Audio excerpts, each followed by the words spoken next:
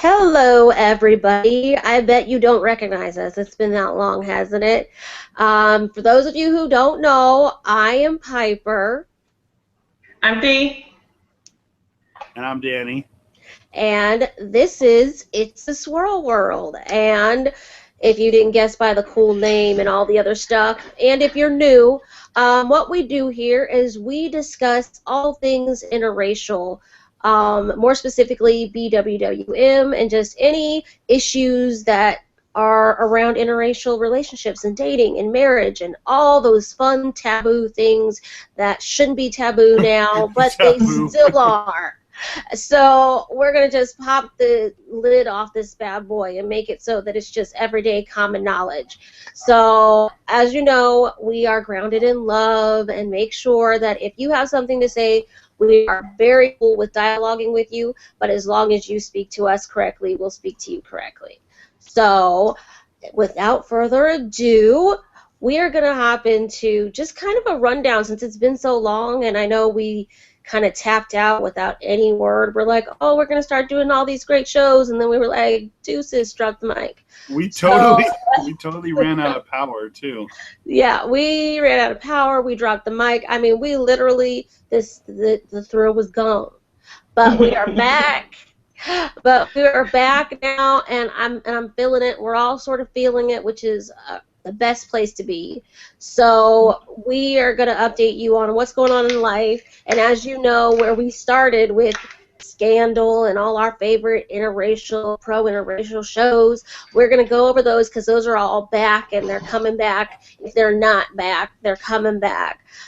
So we're going to go over those and then update you on, what our lives have been like since it's been a hot minute, literally, since we've said anything.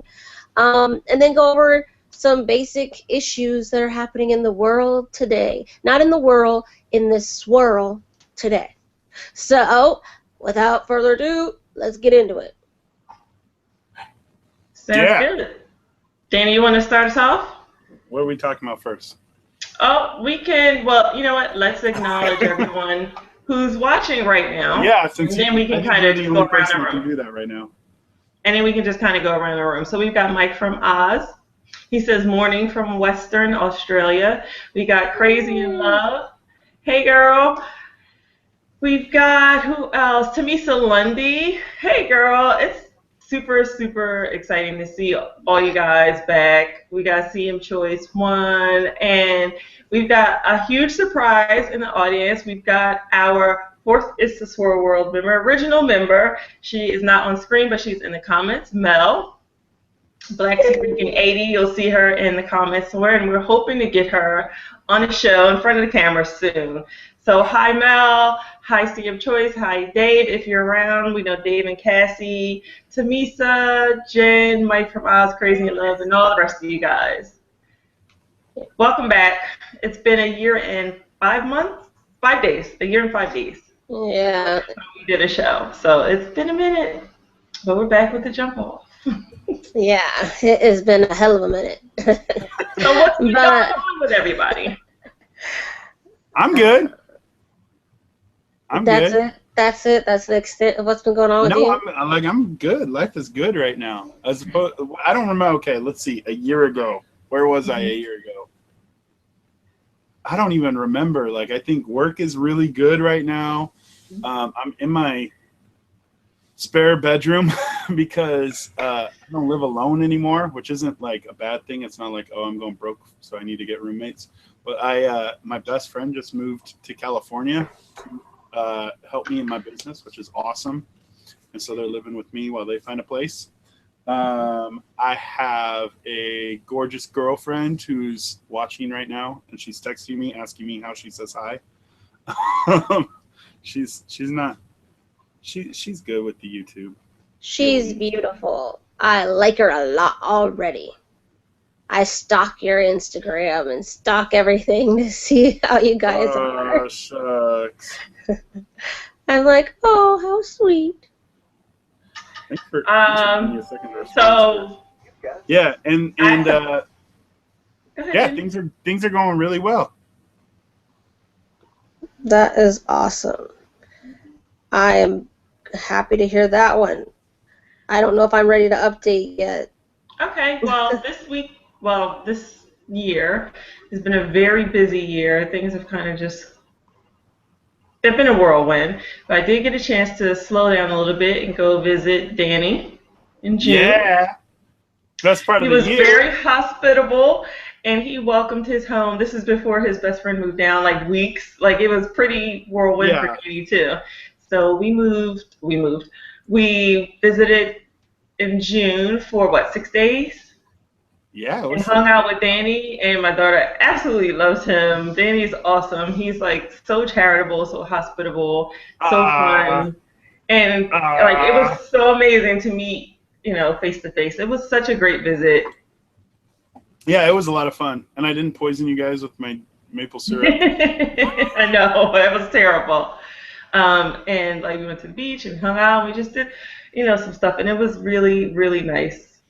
He drove me down to see my bestie in San Diego, and he like picked me up from LA, and I saw my sister-in-law, my brothers, and it was a very good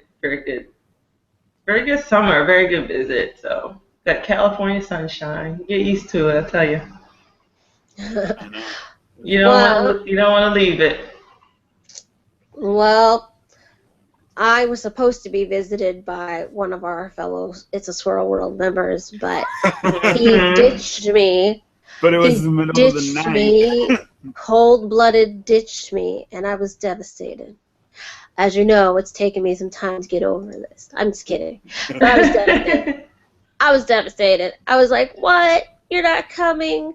What? We only live like hours away from each other. We don't see each other. Come on now. But so that was going on in my crazy life. I just had surgery on my abdomen. So if I look bad, I'm blaming it on that and nothing else. Let's see. I've been just trying to survive. I still am recovering from Guillain-Barré, which I kind of touched base on when we came back here and there, and I'm going to put a video up on my page. It's just, how that works. And everybody's been requesting me to do so, so I will. But, I'm still trying to recover from that, and it's like a 3-year-long process, and I'm only Wow. yeah, and I'm only about a year and a half, not even close to a year and a half, like almost getting there into it. So I still have some time to go before they know how much the damage was and how much the damage is going to be in my life. So it's kind of scary. So that's what I'm doing. I'm just healing and getting through that.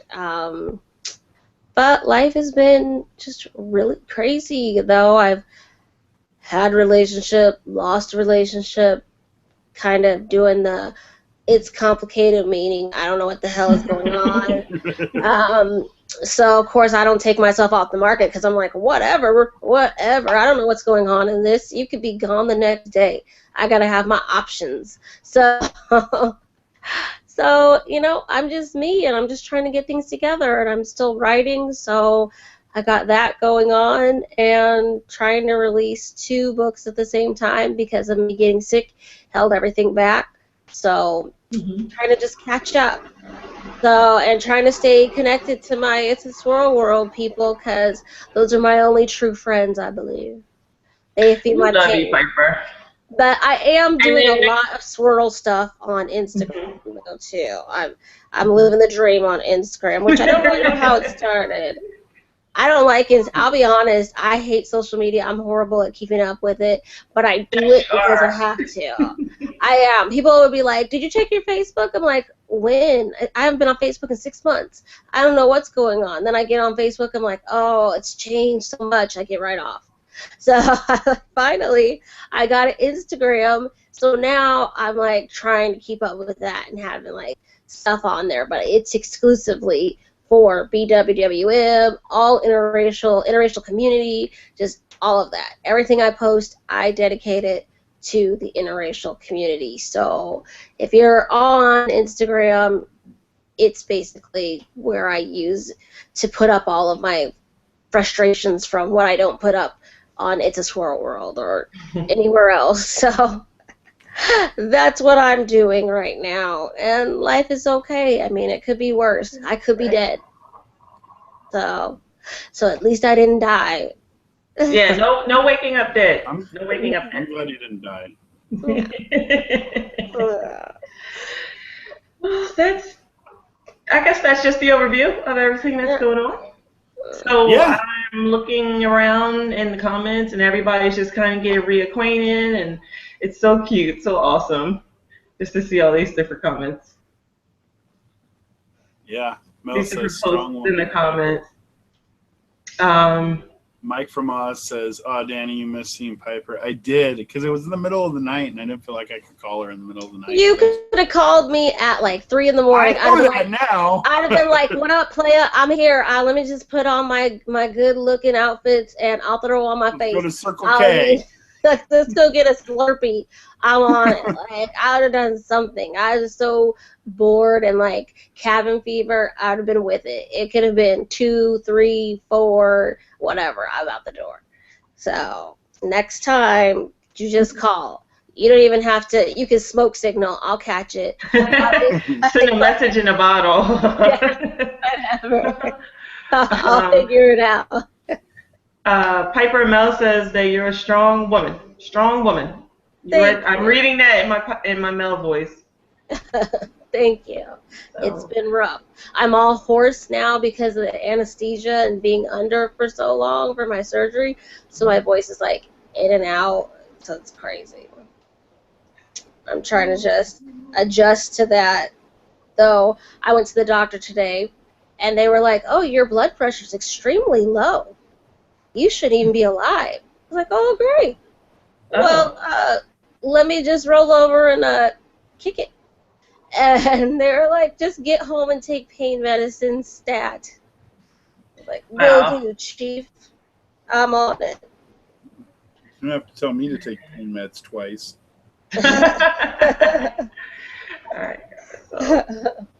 So what's been going on in pop culture these days? So I know we're not active on Twitter, Tumblr. I'm totally calling you out on that one, Piper. Tumblr has always been your baby. It was that we had some minor issues, and now I don't even know the password to our Tumblr. I tried to get on there 15 times. It's 1, 2, 3, 4, 5. Well, all right. I tell everybody. Because I couldn't get on there, and I was like, damn it all to hell. Because I haven't been able to get on Twitter in like a year. I don't know what's the deal with Twitter. It doesn't like me anymore because it's like, sorry, incomplete, like it's incorrect. I'm like, it's the exact one. I don't know what's happening. So I suck with those because I'm always good at it's the Swirl World social media. It's my personal social media that I'm like, whatever. I can't even be bothered with it.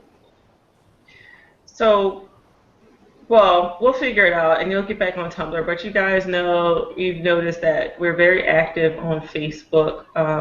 Even though the algorithms suck and like the posts aren't seen by as many followers as we have, it's really weird. But we're active. So if you've seen this week, or in the past week rather, since the Emmys.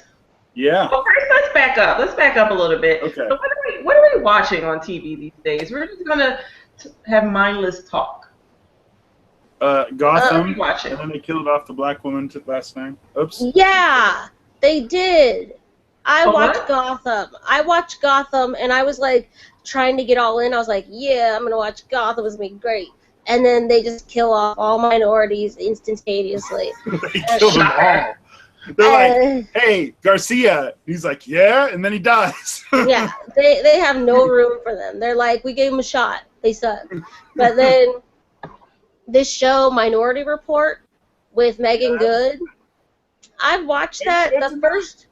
The first episode was amazing. Second episode, I was like, did I miss 7 episodes? What the hell happened? I'm like, we need to slow down a little bit. Let's get back to it. Because it's actually pretty dope. She's good in it. Is this the first season? I'm afraid to watch it. If it's anything like Deception, it'll get canceled, and I was very upset. Yes, I love Deception, and they had to cancel it. But yeah, it's the first season. It's kind of like if you ever saw the movies Minority Report, then you kind of understand the basis of the show. But it goes all the way off of that, because the movie Minority Report was with Tom Cruise, I believe, and this one has none of the same Tom Cruise-esque sort of issues, but it's got the ideas behind there. The basic theme, the plot is kind of the same. So it's really interesting to see like what the world is living like post the Minority Reports, where you could tell who was going to do a crime in the future, and people were getting arrested for future crimes, not even knowing what would have facilitated them doing such a heinous crime in the future. But they'd be arrested for it, which was the Minority Report kind of idea. They'd go in and arrest people for future crimes. So now they've done away with that, and so now they're kind of seeing the backlash of what you do to people's lives when you arrest them prematurely for crimes they didn't commit, like who you turn them into after that. So it's kind of it's interesting. I actually like it. Yeah. Right. That's your boo. Yeah. She's the main character, and it's right after Gotham, I believe. So yeah, I don't watch TV on TV. So it goes Gotham, and then it goes the Minority Report. What about Scandal? I'm afraid to watch it though because it'll get canceled. Yeah, I get so worried with these like first season shows. I'm like, I was like upset. Minority. When there's a black woman and it's the first season, I'm like, oh shit, in. I'm like, it's going to end. It's the end of it. And lo and behold, they ended. I was watching this show called Forever, and they canceled it. I was so mad because it was so thought provoking. You know, like a tugged at your heartstrings. It was smart. It was witty. And they canceled it. But yet they leave the Kardashians on and all these other house horrors of the universe on TV. Even though most of them are not even wives. Oh, I know. So. They're like not even married. I'm like, how are you a housewife of anything? Makes no sense. I keep hearing something, you guys. I'm sorry, like if I seem distracted. Like I keep hearing something. I'm like, what the hell is that? You're on outside. I'm hoping it's outside. Yeah, because remember that last time, was it like a spider or something? What was it? That you went crazy on live and in action.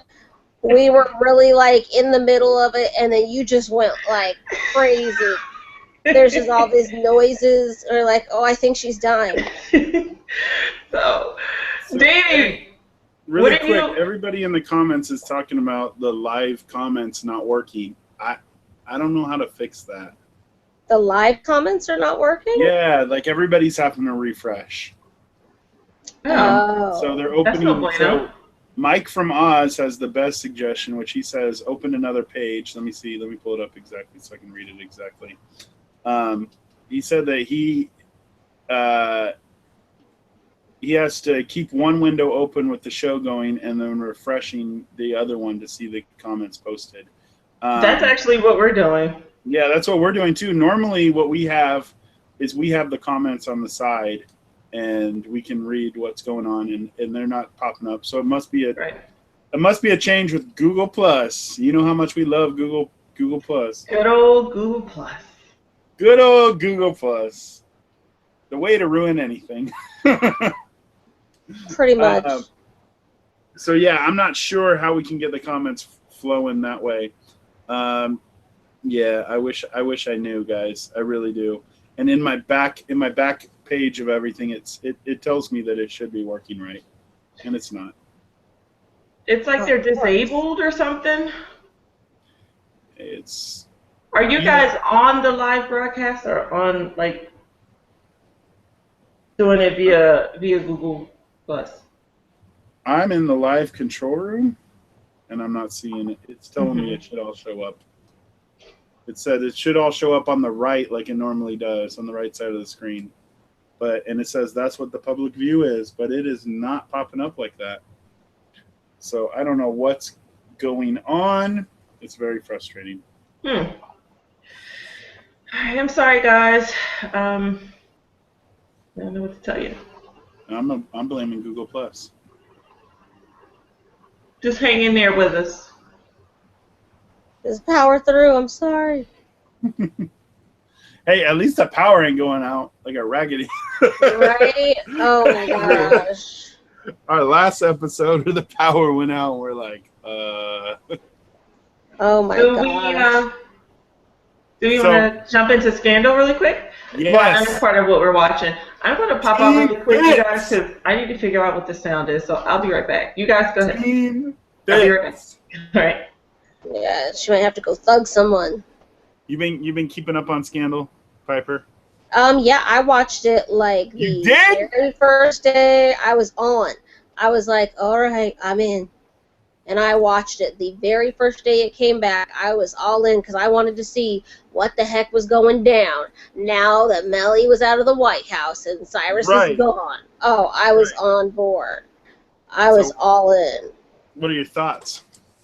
Well, my thoughts are I kind of did not like the way Olivia was acting a little bit because she got shady out of nowhere. And I was like, well, why is she acting kind of snippy? But then once she explained it to him, I kind of understood where she was coming from. That was a great explanation. Yeah, because she was like, once they get a hold of us, we stop being us. And I want to make sure we are as strong as possible before we have to, stop being us, before we have to, I don't want them to break us. Yeah, and I totally understood that, and I actually gave her mad props for thinking about that, because I think maybe that was the downfall of him and Melly. I feel like that was the downfall of a lot of things because it all came to light far too quickly. But then in the end, it just came to light anyway. So it was just like, damn, you don't get to do what you need to do. But I think they're strong enough. With everything they've gone through, I think they're strong enough to try to find a way to make it work. But when Fitz was like, oh, like he told her, I can't remember what he exactly said to her in his Oval Office, but I was like, damn, like, you are vicious. Like, telling her that he would, like, have her locked away. I was like, look here, mother trucker. This is your lady. How do you plan to sleep with her if she's locked away somewhere? Get it together. I was a little bit perturbed about that. I was all right with it. Can we backtrack just a little bit for a second, you guys? Yeah. Mike, because I know Piper, this show is near and dear to your heart. Mike from Oz says, how much did they drop the ball on Sleepy Hollow? How much did they drop the ball with Sleepy Hollow? As far as just, I stopped watching Sleepy Hollow after a hot minute because they kind of let go everything I was in for. Right. So maybe that's what Mike meant. Yeah. Because I was on it. If it's an interracial relationship, I'm there. You can't pay me not to try it out. I'm there. I'm watching it. I will be there with popcorn and snacks, and I'll be in front of the TV, the computer, wherever I gotta be to watch it. So I'll be in as long as they can keep it intriguing enough. But they, for some reason, like, it really had a good premise right off the bat, and then they somehow just dropped the ball, and it became less and less appealing to me. And I mean, I found myself getting up and doing other things and being like, oh snap, I forgot to watch the end, and I didn't really even care like to watch the rest of it because they just kind of phoned it in. Okay, that's my opinion. So we can hop back on over to Scandal. Sorry guys, but I just didn't want to miss Mike's comment on that. Crazy in Love says she's so over Team Fitz, Team Olivia's happiness. I am over Olitz myself. Not okay. Blasphemy. I know. I'm over it because I'm just over the back and forth, and he is always willing to leave. He's always willing to step away from the light Carolyn for her. Step away from the light Carolyn. He's always willing to do that, and she never allows him to do that. And I mean, essentially, I know that, that can't happen, but I do love that piece of it. But I am, and have been from day one, a Scott Foley fan, so I'm all about Team Jake, and I'm just kind of glad that he just kind of dumped her, and he so deserves. But call me boo, he so deserves better. I actually was really floored when he did that, and he was like, and she's like, Jake, you can come in. He's like, I can't, my job's done. And the dumbfounded look on her face, and I kind of was like, oh, you got served. Because, not to say that I wish bad things on her, but the world kind of just does her favors. Mm-hmm. And not to say that not every woman should have the world just kind of bow down to them, but that's not reality. And the fact that so many people were willing to kind of follow her unfailingly, without question, even if it destroyed their lives and destroyed them on a very base level, I felt like that's kind of counterproductive. I mean, I get being somebody's friend, but are you going to be their friend so far that you're going to follow them into hell? And I think that he was the first person that not only was like, nope, I sure am not going to follow her into hell, but he was like, look, here's the issue.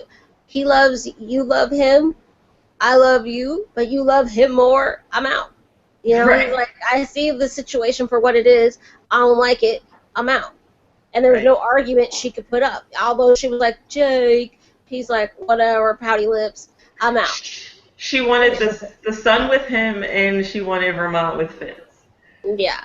And he's like, unfortunately, I'm not going to be your side thing, so... Right. He was out. And I thought, bravo, Jake. Bravo. He's tired of being her PYT. Yeah.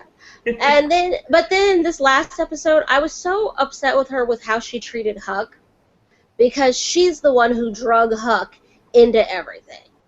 And not to say that... Melly. Not to say that Huck shouldn't have had... that he shouldn't have had, to rely on someone else. But I think at the end of the day, Huck never would have even been a part of her world had she not drug him in literally every way. Even if he tried to pull away, she just kept bringing him back. Mm-hmm. And then when he asks for the first time, not let her dictate it, but he asks for the very first time, please help me. Do whatever you do to help me, which he's never asked before. Yep. Usually, it's her just deciding he needs to be fixed. But this time, he actually made the effort, the statement, and said it. And she turned him away, and I thought, well, what kind of friend are you? Because you done pulled him into your world. He wasn't killing nobody when he was sitting under the subway and being homeless, but you pulled him into a world where you knew he'd have to go back to who he was. And you pulled him back, and now you have taken on being his champion every time, even when he didn't want you to, and now when he's asking you, you walk away from that. Nah, every time Huck's needed help, she's always left him to figure it out himself. Not really. She's always left. She tries to let him. She tries to let him, and then when she realizes he's not doing it, she always goes back. Always goes back. She hasn't done anything to help him. Except for be the Band-Aid he needs. Whether or not you see that as true help, it's actually help for him. It's true enough help. Yeah, I think she didn't have nothing else, and she was even surprised that he wasn't at her house when he came back. Like when she came back, she was surprised that he wasn't there. She was still like willing to house him and all that stuff. I don't think she left him. I think she said, I can't fix you. Like, you wanted me to fix everything. I don't know how to fix you. And he went to the right person to get fixed. Yeah, but I think she said it in a way that was like, woe is me, because she was feeling some kind of way about Fitz and their argument. So she wasn't on the same Olivia tip she's always been on. She was very much on the, I'm hurt because of everything that I can't change for myself. So I can't help you. But when that's not the question, she's all about helping him. Okay, let me break it for a second and take it way back for a second.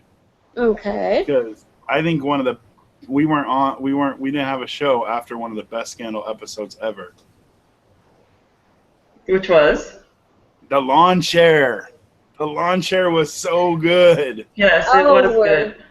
The lawn chair was like beyond like the best standalone Scandal episode. If you were to introduce somebody to Scandal, I would have them watch that episode.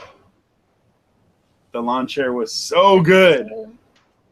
And I think it deserved an Emmy, and it didn't get anything. It didn't get Of course not, because it's too political. Yeah. It touched. People don't want to see that. People don't want to see the real. Yeah, people don't want to see reality. Yeah, it touched too much reality that people weren't ready to face. So they were like, no. What's so real about it is that this happens every day. It's been happening for a while.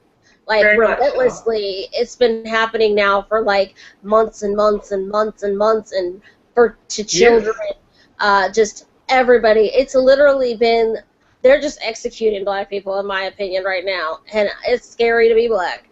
And I'm seriously like, they didn't want to address something that was so close to the surface.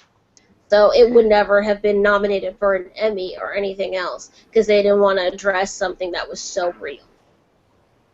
And I remember looking at the scandal, like the Facebook page, and just seeing, you know, lots of people were very passionate about it and appreciated it, and they thought it was dynamic, and you know, I guess it touched people who were more or I guess it touched people who could relate or knew somebody who could relate. There were lots of people who just weren't here for it at all, and they just said, well, this show is not about that. It's about scandal, and that was a scandal. Yep. That was a huge scandal, actually. It's a scandal that's going on in the world today. I feel like, why not address it? I thought it was beautifully written, beautifully executed. Yeah, it was absolutely amazing. And nothing made me happier than when she went on the other side and was like, nope, I'm not working for the police department. And she decided to work for that man. And I thought, that's the absolute best thing I've ever seen. But ignorance is bliss for a lot of folks. And you know what we're talking about. We'll get into that in a minute. No tea, no shade. But let's go to the comments. So Mike from Oz says, yeah, they sidelined Abby and the Christina storyline was convoluted and just really bland. Okay, I'm lost. Who the hell is Christina? This is it's a different show. Oh, okay. Okay. All right, good. So it's Sleepy Hollow. Okay. Oh, so not Abby from Scandal. Okay, good. So Crazy in Love says, I agree, Lawn Chair was one of the best. It was very timely. Shonda knew what she was doing. Yeah. And that's what makes her just genius, in my opinion. But, you know, it's like you want to yell to the people, but y'all don't hear me now. That kind of thing. Like, y'all don't want to hear me. You know what I mean? So, well, that's what Scandal. I'm hoping that it picks up. I enjoyed episode 1. I do not like how Fitz is treating Melly. I actually love it. I don't like it. I feel like she did that for the Republic, as they always say. I don't think she did it for the Republic. I think she did it for her and Fitz because she was truly thinking in her mind that she was acting for him and her and the team that they were making. And she was really happy with the teams they had formed. She was very happy with the way things were going between them. And so she really did it. I don't think she did it in a harmful way. No, she did it for herself. But yes, and I think what Fitz yelled at her about was very realistic. He's like, this was about you and what you wanted, and you were not going to let anything stand in the way of that. And I think she deserves that treatment because if what she did and got all those people killed didn't deserve that treatment, everything else she'd done gave her the right to be treated like that. But I think it's going to suck if he cowers down and then we see them get all back together and reunite. And to clear Olivia's name, we go back to the great love triangle or the woe is me love of Fitz and Olivia who pine for each other. But as two functional-minded adults can't figure out how to make a damn relationship work. And I'm like, you know, I'm so tired of that little, oh, but I love you too. Oh, you complete me too, but we can't, but we must. Oh, it's like, oh, come on. I love it. I can only take so many seasons of that before I'm like, get your shit together, you know? Yes.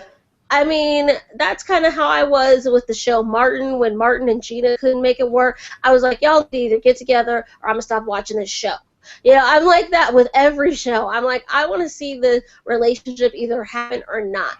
I don't want to tune in to the last episode of Scandal and they walk off into the sunset into damn Vermont. I'd be like, what the hell? I just watched this whole thing for garbage. You guys have been having random feel-ups and closets and side places and all sort of things, and you're acting like nobody saw you till now. Really? Nobody with the where there's cameras everywhere, but nobody's managed to catch you guys until just now. I knew last season, in season 3, that somebody was watching them only because they kept, well, or was it season 2 or earlier season 3, because there wasn't a lot of Olix last season, but wherever there was, I think maybe it was the beginning of season 3. They kept looking up at the cameras. They kept, well, no, they were in the window of the white, like standing in the office in the window, and I'm like, why would they be standing there? Something's going on, and now it took a whole other season for it to blow up to that. So, but we already did this. We already exactly. did. I'm like, this was already a scandal. Now we're gonna re-scandal it. Yeah. So I don't know, guys, but Shonda always pulls a rabbit out of the hat. So we'll see. We'll see what happens. I just hope it's not going back to the whole pining away for each other bit, because that's just so old. Like, when you have this many seasons of two people pining away for each other but never making it work, he slept with somebody else, she slept with other people, even including his like very good friend. I mean, now she knows, because Jake was his friend and was hired to watch her, and then they got down. And then she's bound chicka bound with everybody, anybody. And then I could have told her that dude that was sleeping with her, the fine black dude, I was like, yeah, he's from your dad. I'm like, any dude that likes you is from your dad. You know, that's Baby's favorite guy right there. Yeah. Mustache, I can't stand mustache. But then I was a little bit annoyed. I was a little bit annoyed at those couple of times that they did that, because I thought to myself, this is exactly what all shows do when there's interracial relationships. They immediately throw somebody black at it. It was Edison. I've never noticed that before. They do. Watch anything that's ever been interracial, and they will throw somebody black in there because they feel like they can't make it go if it's just a continual interracial relationship. So what did they do? Who'd they throw at her first? Edison. Oh. Ew, Bill Cosby. Yeah, and I was like, Edison was so yucky, and I was like, really? You're gonna pick Edison over Fitz? I can't believe you remember his name. I was so upset. And they do that in every interracial situation. In the Megan Good deception, who'd they throw at her? Her partner. He and her actually had a thing out of nowhere, and literally made that a relationship, because you couldn't have her and Julian ever just be a valid couple who had some issues, and maybe there were some secrets, and maybe you could have worked that into some scandalous stuff, but no, you had to throw a black guy in there because it's never valid. Here's an important question on Scandal. The what? Who hasn't killed somebody now? It's just Abby, right? Abby's the only one, right?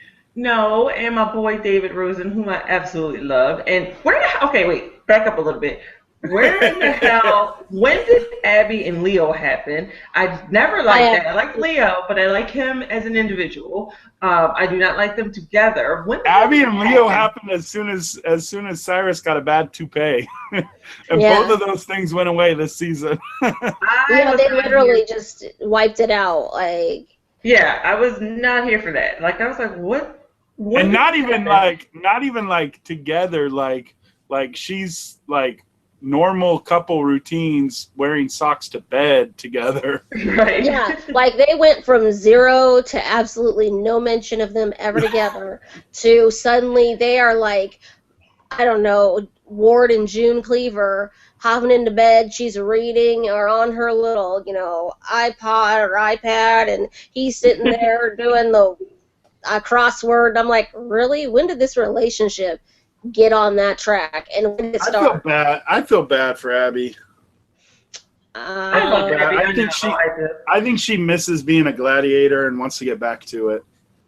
I think she should have already been back to it. I've never really understood her place in the White House. It's always been invalidated by Olivia, which sucks because I think that they knew that they would do that. So to destroy their friendship based on something that they knew was going to happen anyway. The reason why they put Abby in that position was because they knew it came with Olivia.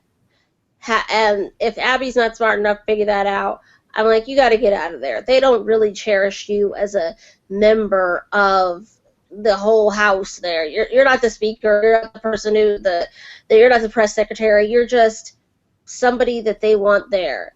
And then she's acting all butthurt about not hearing from Olivia that she's with the president.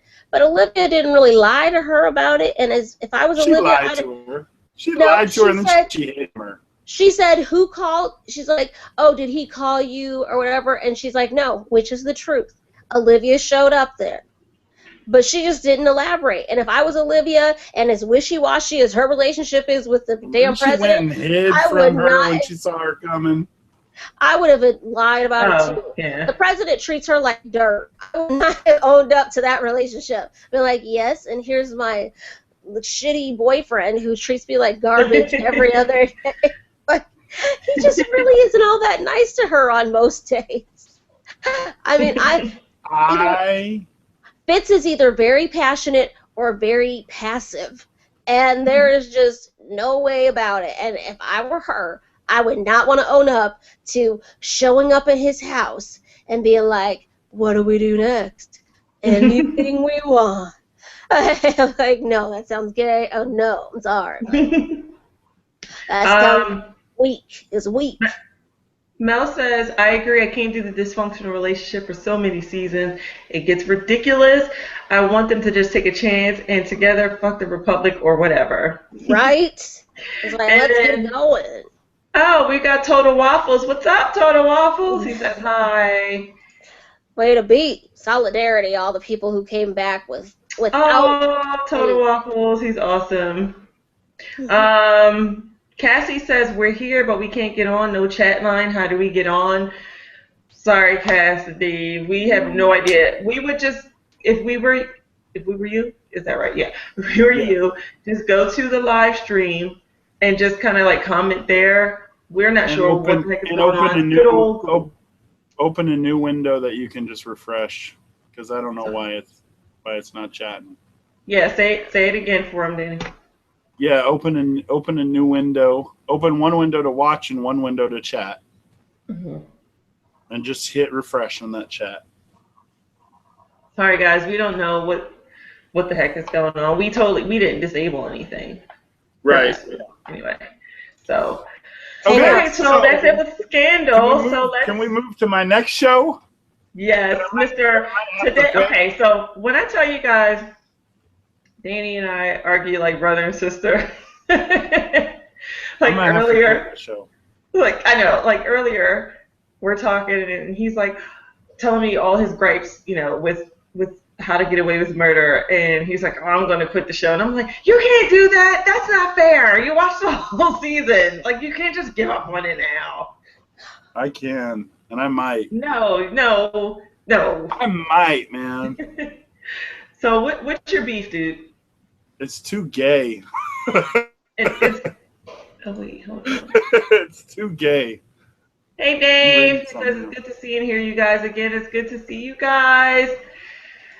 So obviously it worked for you guys, great. So we'll see you in a few minutes. Now why is it too gay? Have you watched it lately? Have you watched it? More gay, way more gay. Yeah, I'm not watching Empire. It's way more gay. But here's the thing with Murder. I didn't get where this whole bisexual thing came from. I'm like, all right, cool, but like, who is this person? Like, if it had been somebody maybe she had spoken about in the past already, then I would have said, oh, okay. It kind of hit us left field, and that was the point, I'm sure. So that was new. Because I didn't watch last season. This is the first season I watched. Okay. And I was like, oh, I'm going to catch up, and I'll go back and I'll watch the first season. Definitely go back. But then But then I saw this, and I had seen like a couple of I guess I saw like a couple episodes of last season, but I felt like I couldn't really judge because I hadn't seen all of the episodes. But then I saw this last episode, and I was like, what the heck is this? It just didn't, it was like... Why she make that with Jean Grey from X-Men? Yeah, I was like, isn't that Jean Grey? And why are they together? Like, I had no idea that kiss and things was going to happen. It floored me. Not like I'm just like, you know, so new that I can't see that, but I just was like, I did not expect that at all. Like, it was like left field completely. That relationship didn't even look like it was a sexual one or sexual tension or anything. Yep, exactly. And coming from an original, no pun intended on a CW, my show that starts next week, I'm so excited. But so, I didn't see it. I was like, what the hell? Where did that come from? I mean, because you get the whole I kissed a girl in college, I dated a girl in college type of thing. You see that all the time, right?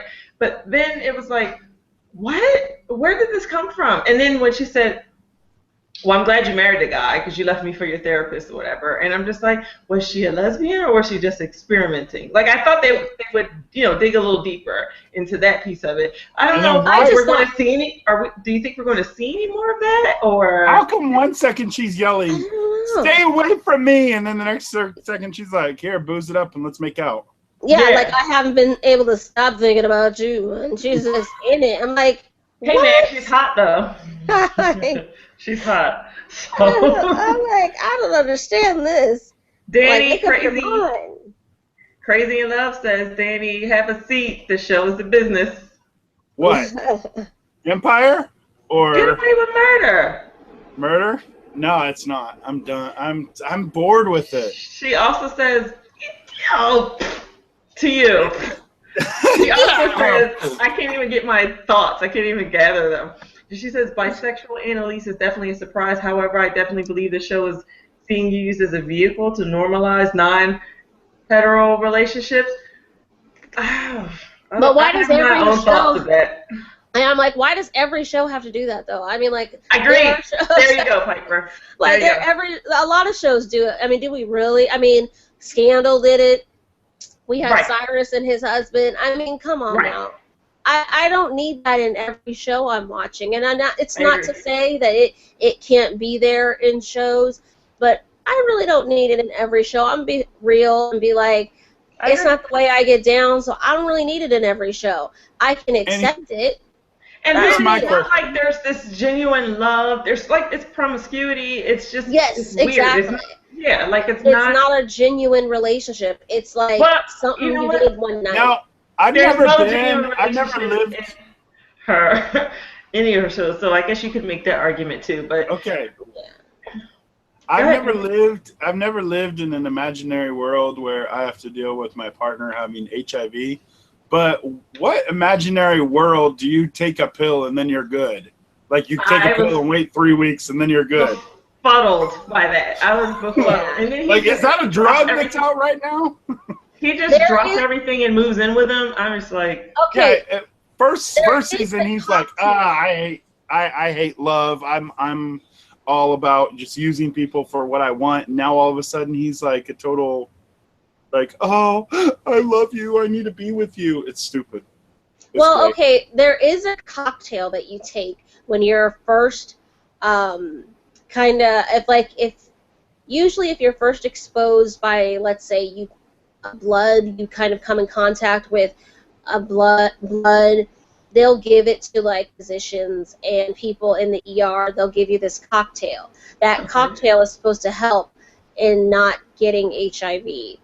But it's a cocktail. It's not like one pill and it's like, all right, good to go. I'll wait 3 weeks and this pill is going to take over. It's not like that. It's a whole cocktail and it's like a crap ton of pills.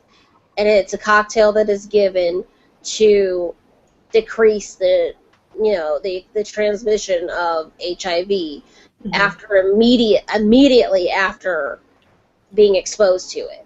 So it's not like you can go a week out from being exposed to it and then like, oh, I'm gonna go there, and it's not like the morning after pill. It's not like that.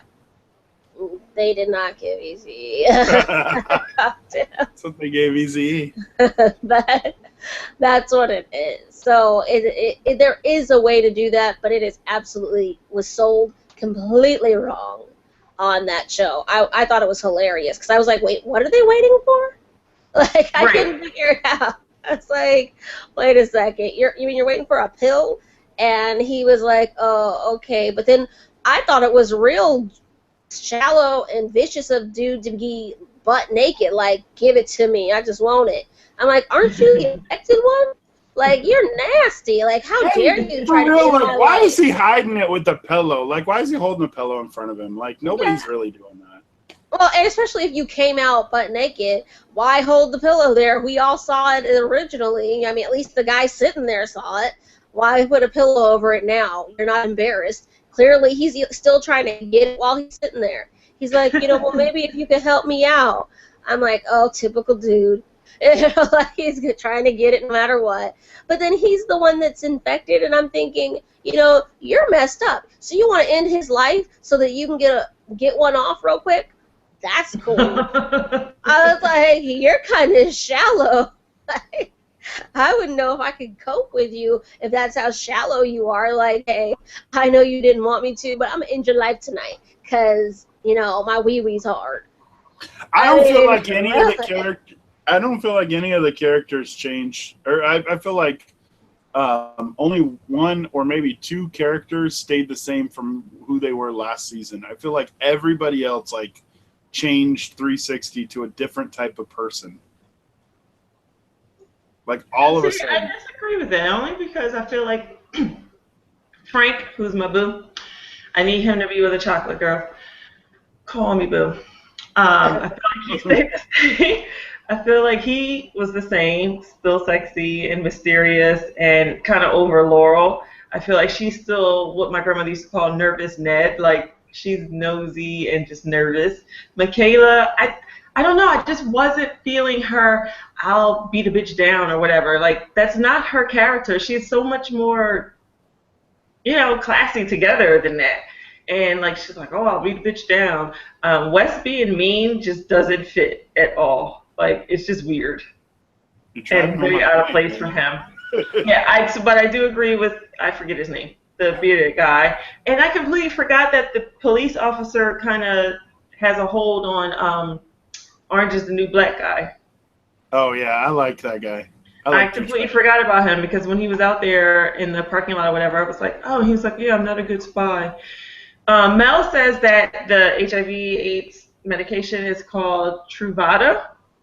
Yeah, is that the cocktail? Yeah, the cocktail that they get. The cocktail? It's not a miracle pill. Okay. Crazy says, meh, I don't have a problem with it. The non-hetero relationships, promiscuity is normal though.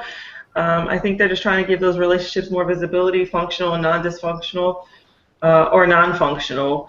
I don't really see any functional. I feel like, Shonda, I mean, I don't watch Grey's, but is that a big thing on Grey's Anatomy as well? Yeah. I don't know. I just feel like it's part of an agenda, and it's just kind of being shoved down our throats, to be quite honest with you. And I'm not, I don't know. They need it. It's almost too much too soon. Almost. Kind of it's kind of ease into it. Okay, so, I was just going to say this, but now we got a comment. Dave asked Danny, do you prefer Empire or Power? He goes, personally, never got into Empire myself. I much prefer Power. So here's my deal on that. Before we move on, Power and Empire, two different shows. They can coexist peacefully. And the reason they can coexist peacefully, aside from them being on at opposite times of the year, of the seasons, rather, TV seasons, is that Empire is like a telenovela, soap opera, meets Glee, meets The Hood. Kind of encompasses all of those dynamics. Power is it's gritty street urban drama. So they're different. And I kind of don't like it when people compare the two, but Piper, if you haven't watched Power, honey, Power is you so get good. all kinds of sexy other brothers up in there. Okay, my boo Tommy, call me Tommy. And then you got Julito. Yes, God, you got to watch Power. Okay, when See, I now tell I have to Power look is for it. Tommy so is good. the right hand of, it's him, and so he's a white guy. He's, equal or right hand to the main character who's trying to get out of the game. Tommy doesn't want to Ghost. be in. Yeah, Tommy does not want to ever be away from the game. So it's a dope. It's so good. show. Power is so good. It is so freaking good. See, And now I'm I gonna have kept to telling check it Danny, out. Yeah, you gotta definitely check it out. I kept telling Danny, you gotta Except watch it. I Gotta watch hate it. Gotta that. watch it. Except I hate that. Like, what's my girl's name in that show? Angela. Oh. No, not Angela. No, get out of here. What's Ghost Wife's name? Tasha. Oh, he Tasha. loves Tasha. Oh my I gosh. love me some Tasha, but I hate that she like has a little thing with Magic Johnson's son. Oh God, he's so simple. It is too. It's Magic Johnson's like. But yeah, the Piper definitely got to get on it. You got to watch that. Mel says it's also used for pre-exposure prophylaxis. It's one pill actually, and that's because she works in the field of HIV. So she is educating us, and we appreciate that. It was misrepresented on the show, which I was like, oh, that sucks, because it's going to lead people to think a little something that's not entirely true. And I hate that when like shows touch on something but then don't truly explain it, or maybe they just don't know enough about it and they just kind of know enough to make it sound credible, but then, there's a lot of people out there who are probably thinking about like, oh, it's like the morning and after pill. They just don't get it. So I totally appreciate Why are your Mel's input. comments being like flagged right now? Yeah, I saw that earlier. I released a couple of them, but Crazy says the same can be said about interracial relationships, pushing the relationship agenda down everyone's throat. Okay, I gotta say something. Go ahead. Okay, here's why I have issue with just any of the biracial or bisexual, homosexual. It's because they never come off genuine in shows and even in books. Being a writer when the whole let's bring light to homosexuality and these relationships came into play, you suddenly saw writers who had never a day in their life written about anything homosexual. They just would throw something in there, homosexual, that made no sense. It didn't further the storyline.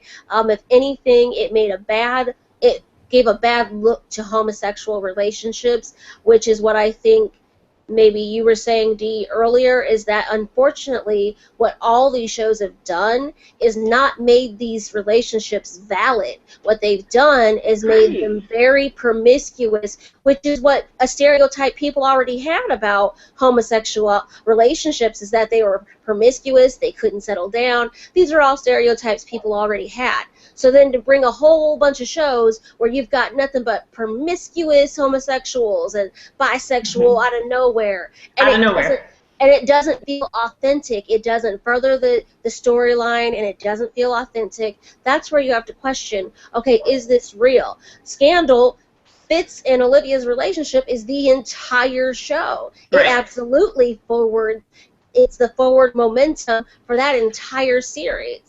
So you can't really say that interracial is really being shoved down throats, because it's being put out there in the same way a couple of the same race would be put out there. But when you have all these random homosexual experiences or just crazy things just thrown into a show, and then they just pull out of them like it wasn't nothing, because they have no way to give justice to these actual relationships, because all they're doing is trying to fill a quota. And that's what I mean by I don't like it. It's not... I'm in agreement, Piper. I'm in agreement with that. It's just like, okay, so on episode 1 of season 2 of Empire, so there was the kiss between, the character Jamal and I guess that's his boyfriend again, Michael? But last season you saw that it was a little more than a peck. Let's just say maybe it was 2 seconds long, the kiss between the two, right? And then in this episode, it was like 7, 8 seconds long. And you're like, really? So it's very evident. It's like, oh, we gave it to you a little bit. And then they went as far as having, I don't even know what they're called. Is it a transsexual, transvestite? I don't know. Cross-dresser, whatever. This big, like 7 feet tall cross-dresser up on a piano singing. Like, it just was way too much. I'm like, what the hell does this have to even do with the storyline? This is not, I loved the L Word, like that show. There was good relationship, but and Tina was it kind of centered around them. They were in a stable relationship, with adopting or having children. I love the L Word. There was the promiscuous one. There was kind of a representation of all facets of life in a relationship, but just in the lesbian, setting. And so, I loved it. I loved Cyrus and James when they were normal. You know what I mean? Like before they started wanting to kill him and stuff. It's just weird, but I'm all for that. And it's kind of like I don't want to see a bunch of straight people screwing. Just like really, like where did that come from? That's just random. Yeah. Well, I think there was this show Noah's Ark on the Lego channel. I love Noah's Ark. I was in Noah's Ark. I was like, oh snap, I can't miss an episode. I must be here. So I don't have a problem with homosexual relationships, but you saw every facet of that. You saw the promiscuous guy. You saw the two that were basically married.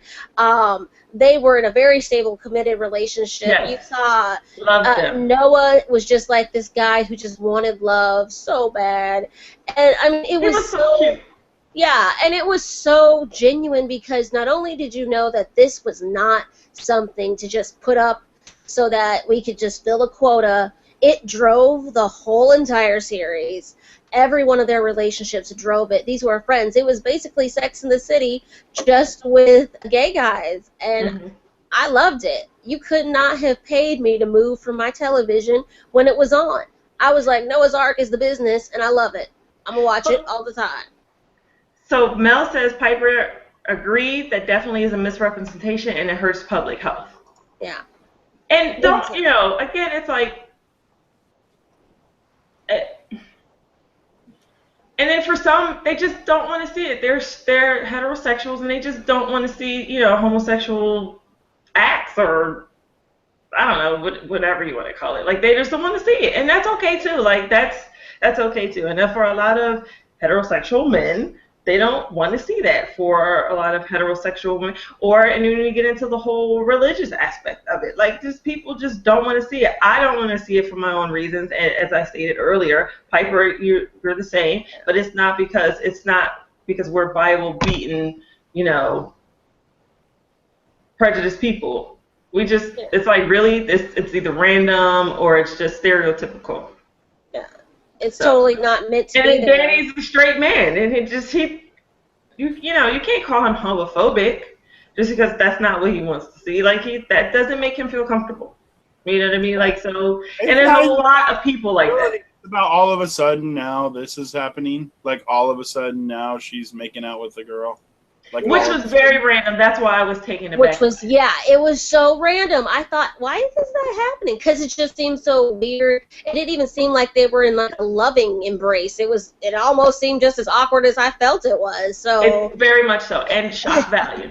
Shock value, Like they were just trying to add depth to a character that there pretty much didn't need to be any more depth added to. I thought, in my opinion, I was like, she's already pretty depth laden.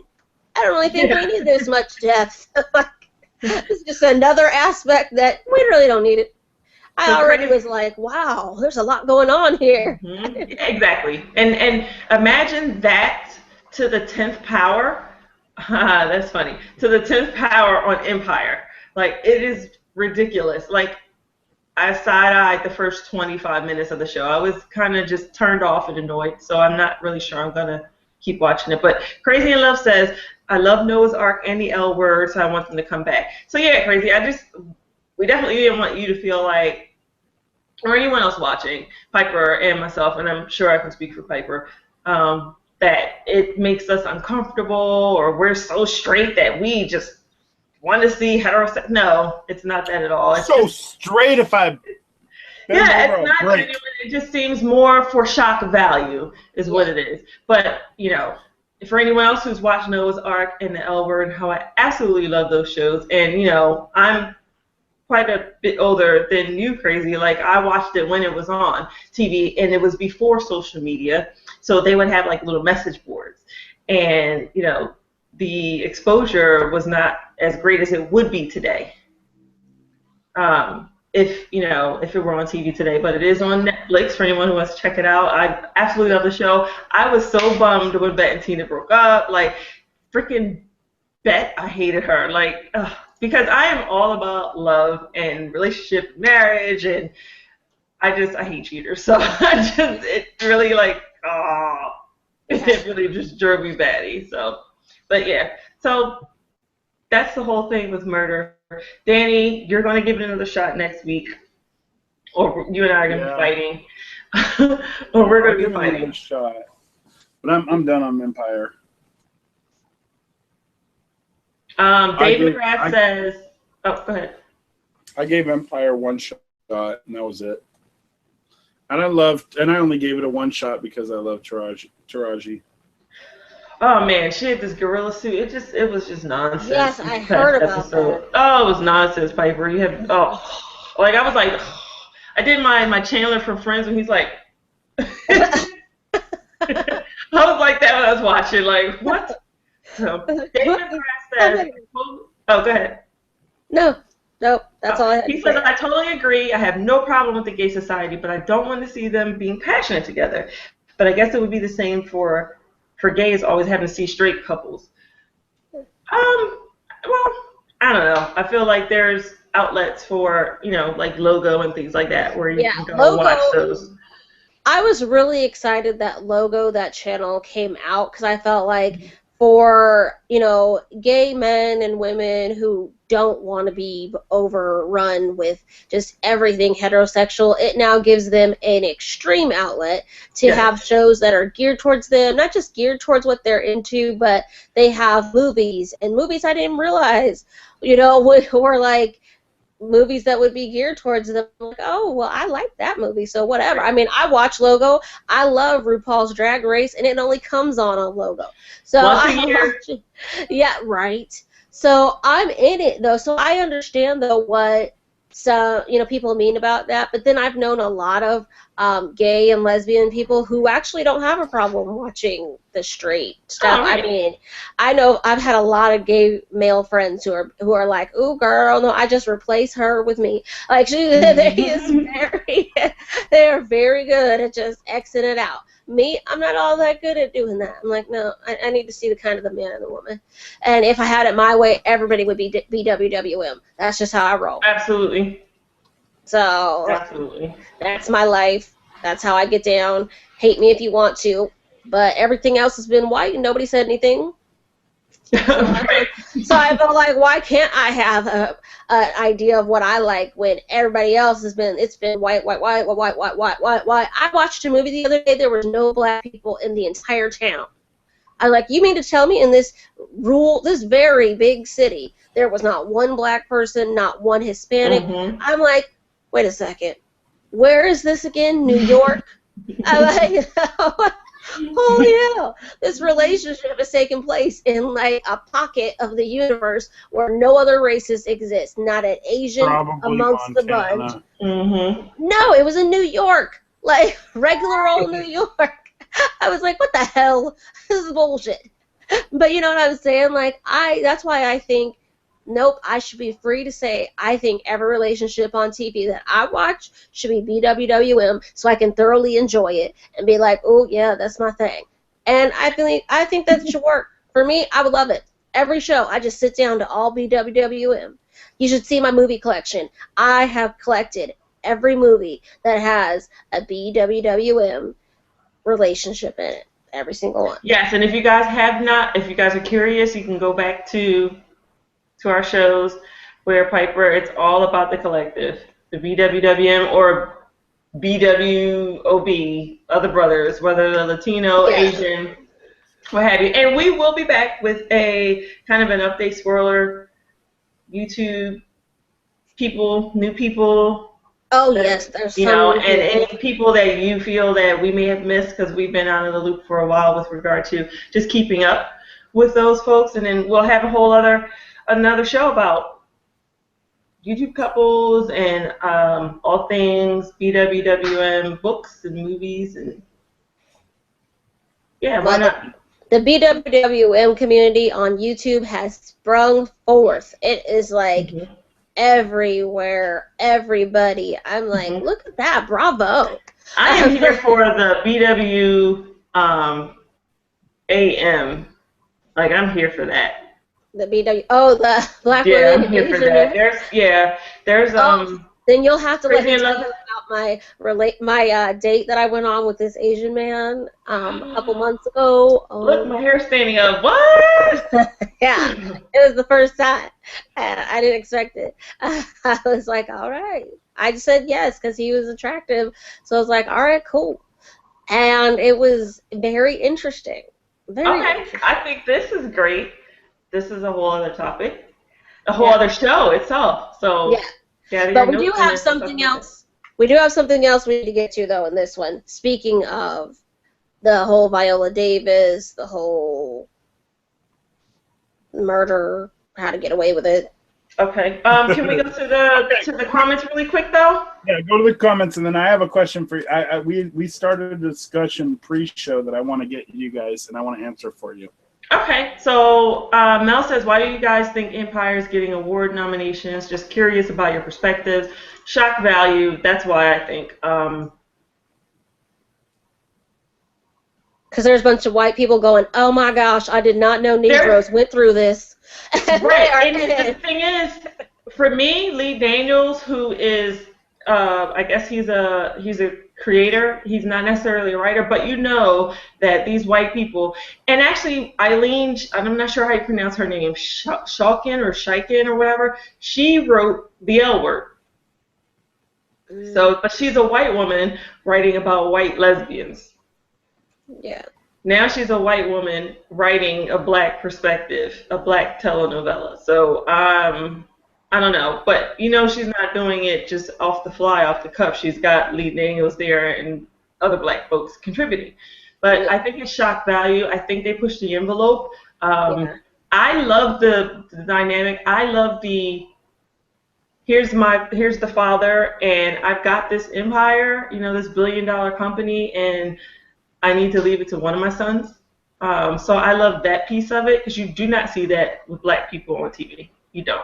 Well, they said it was supposed to be like a mimic of who? P. Diddy or some already sort of matriarchal sort of system already out there of rappers. I don't know if it was Notorious B.I.G. Just it's supposed to be like a mimicking of that, is what somebody has said in the beginning when it first came out. Okay. I'm here for that piece of it. People are offended by the fact that, you know, it depicts black folks in a negative light, but it's like, okay, there's good, bad, and ugly to black folks, just like there's good, bad, and ugly to white folks and Latino folks and Asian folks and everybody else under the sun. We don't always have to walk through roses and, you know, butterflies.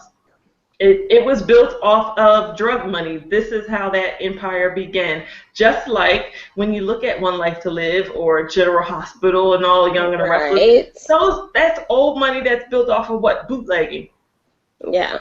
Things of that nature. So that doesn't bother me. The piece that I struggle with is the shock that, like, I didn't understand the want to use the N-word, but that was like knocked down. But they were pushing Taraji and what's his name, Terrence was pushing for that, but it got knocked out the way, which I'm very happy about. I honestly think that what's his name hates black women. Terrence Howard. He sure does. I know that Lee Daniels hates black women. I think Lee Daniels hates black people, period. You know, this is a narrative of his life. You know, his father actually threw him in the trash can and things like that. But I think it's shock value. I think that white people love to see messy black stuff. They do. Mm-hmm. They love drama. They absolutely do. And that's what this is about. I think that Fox itself, the network, has an agenda that they want to push, and this was like spot on. Why not any other show? Why this one? You know, because they love to see some of the coonery or the buffoonery or whatever. Like, that fucking sells, unfortunately. I think when they deviate away from that piece, the you know, which son the empire is going to go to, that's what I have the problem with. When they stick within that without all the extra stuff, I like the show. But when they have all this extra shock value stuff, I'm just over it. I'm over it. Crazy Love says, I'm tired of criticism of things depicting black folks in a bad light. We black people are not a monolith. Yeah, I mean, we're not a monolith.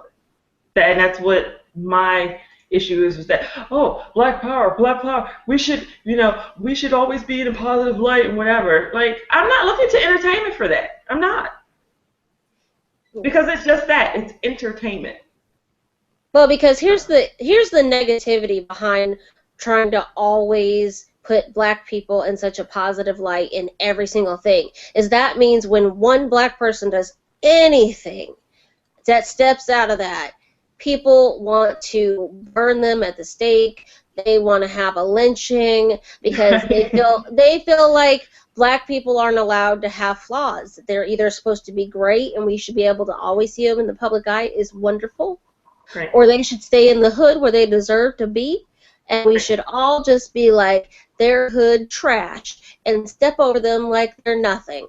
And I think, you know what, how many times have I seen cops where they have chased some hillbilly who lives in some trailer park all up and down somewhere? I'm like, if you can see the bad in white people, you can see the bad in other races, then let's be honest, there's bad in every race. There just is. So yeah, you're going to have shows where you're not going to see the upper crust of all black people, and you're not going to see all the upper crust of all white people.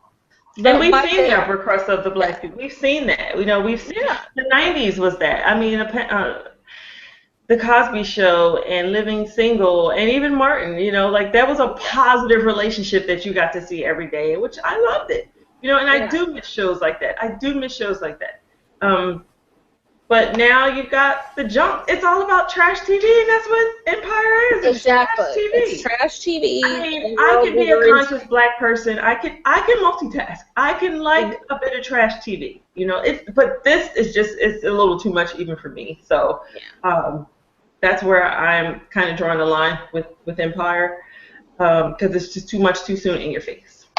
But yeah. Power is legit. It is fucking legit. So Crazy says, agree, either blacks are good or bad. There's no in between, and it's so frustrating. Absolutely. Yeah. Like, it is what it is. Look, Dynasty, that's exactly what Power is. It's Dynasty meets Glee meets Power, minus all the guns and that fine-ass Tommy. Okay. So Power, you guys better get up on it and watch it, and then we'll come back and have a discussion about Power.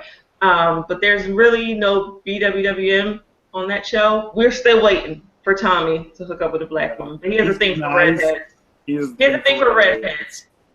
Yeah. So we'll come back and talk about that. But let's get back to How to Get Away with Murder. Okay. So let me. You guys asked the question. You guys asked the question when we were doing the pre-show stuff. We were talking, and you guys said, "Why is it that Viola was nominated and Carrie hasn't been?" Right? Mm-hmm. And I'll tell you exactly the moment that Viola got nominated is when she took off her weave and she took off her makeup and she sat in front of that mirror. That's when they were like, "Oh, this show is going to win an Emmy." That's when they decided that she was going to be nominated, right? Because it showed a black woman. It showed a black woman being real. Like, it didn't show like the fake, right? Well, it just showed the bare bones, I think, of the, you know, because Carrie is so put together, but then she did have her moment where she was all trapped and she was not at her best.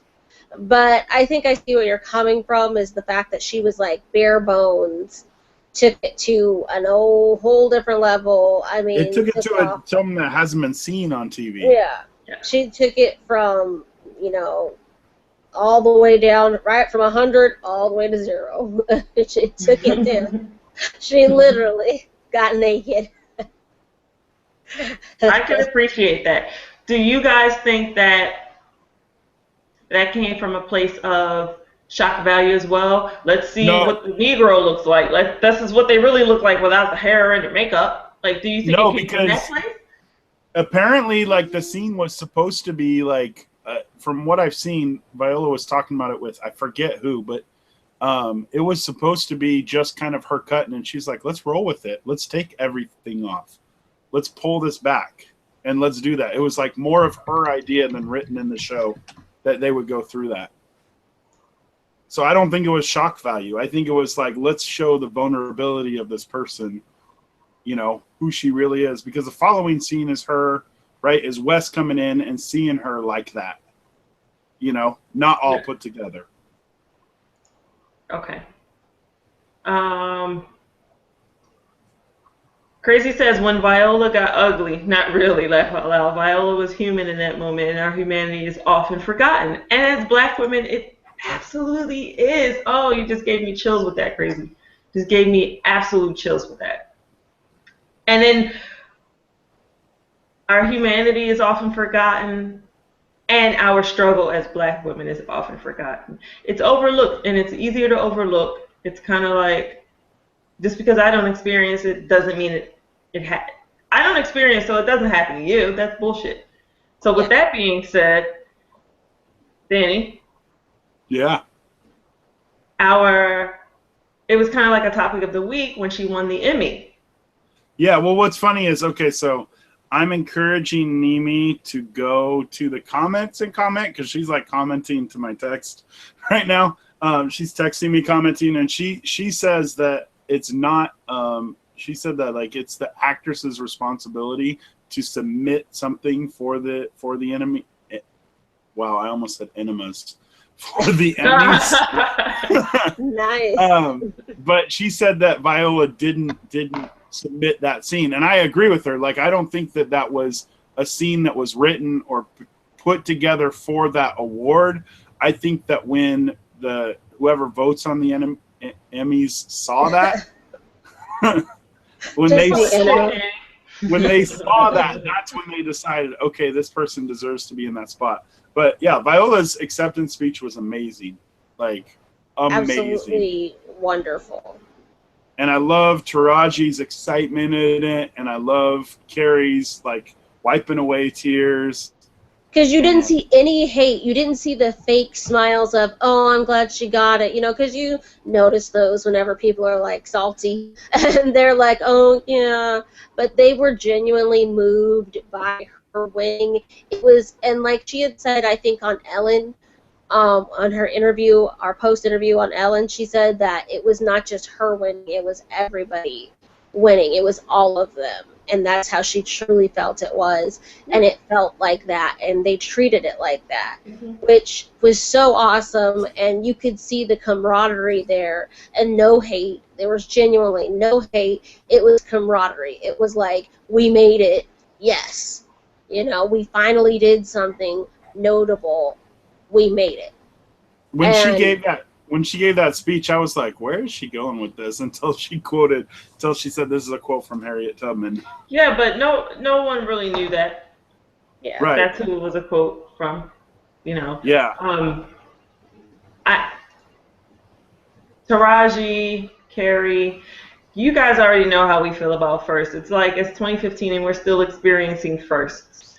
Right. A lot of people take issue with the firsts. And they're like, well, we shouldn't look to the white man for his awards. We've got our own awards, or we should, create our own awards. And the fact of the matter is, we can create all we want,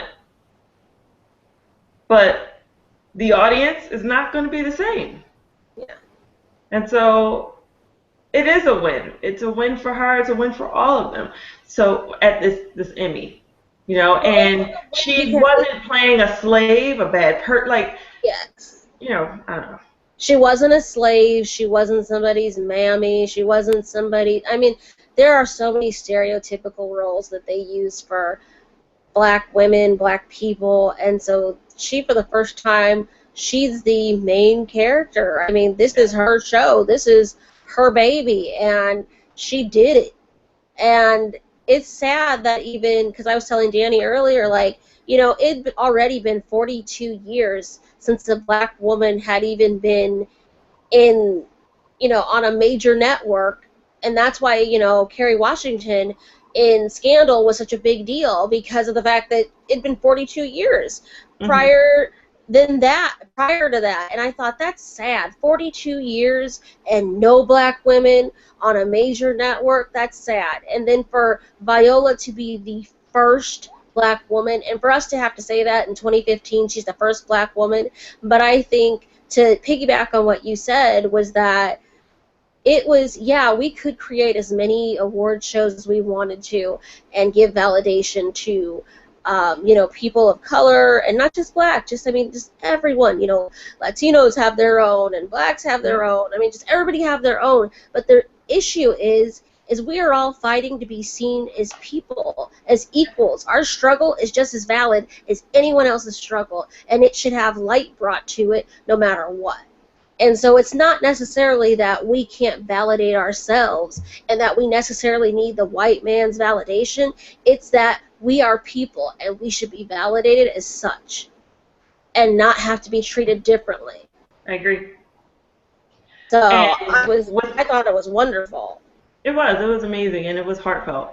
And so many black women felt what she was saying.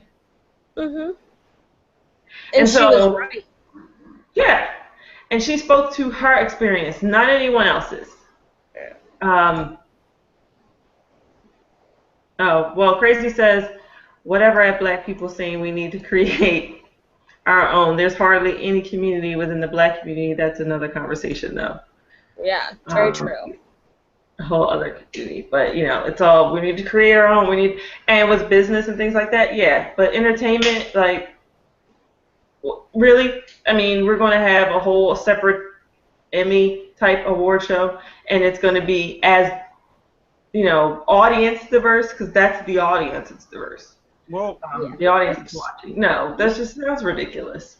What makes shows like Murder and Scandal so good is the fact that they're not black drama, and it's not white drama. It's just people. Like, that's what makes drama. Like Scandal was what's crazy about Scandal is if you watch it, there's nothing being said about the fact that she's a black woman with the president. You know, like that's not an issue in Scandal world, is because it's people, it's actual people, and then we're not gonna get anywhere when we just, okay, well, we're gonna do our thing, you thing over there, and beyond that, if any white guy was to suggest like, oh, let's have a white people award, like, they would probably burn him at the stake. Yeah. Well, it's mostly because every awards is kind of like that, though.